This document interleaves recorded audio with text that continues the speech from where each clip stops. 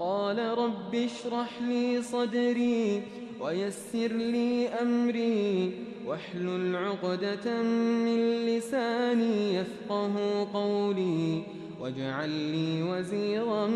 من أهلي هارون أخي أشدد به أزري وأشركه في أمري كي نسبحك كثيرا ونذكرك كثيرا إنك كنت بنا بصيرا قال قد أوتيت سؤلك يا موسى ولقد مننا عليك مرة أخرى إذ أوحينا إلى أمك ما يوحى أن اقذفيه في التابوت فاقذفيه في اليم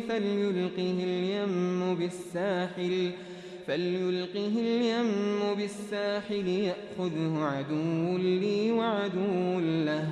وألقيت عليك محبة مني ولتصنع على عيني إذ تمشي أختك فتقول هل أدلكم على من يكفله فرجعناك إلى أمك كي تقر عينها ولا تحزن وقتلت نفسا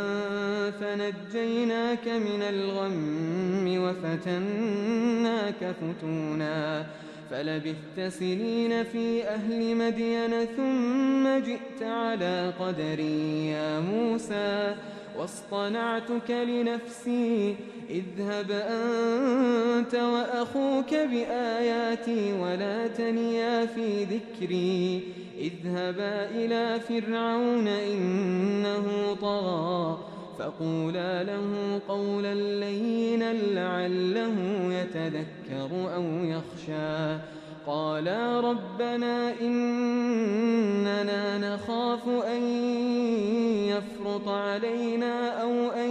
يطغى قال لا تخافا إنني معكما أسمع وأرى فأتياه فقولا إنا رسولا ربك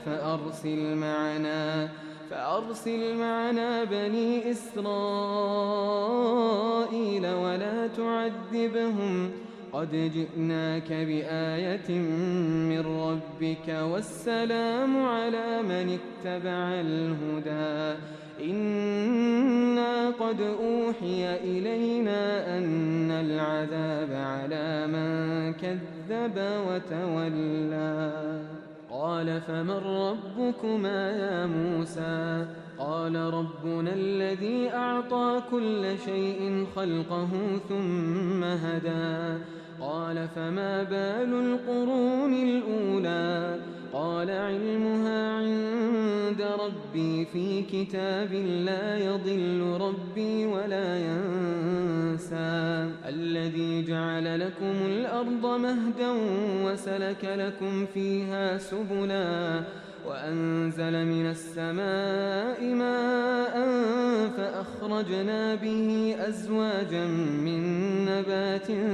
شتى كلوا وارعوا أنعامكم إن في ذلك لآيات لأولي النهى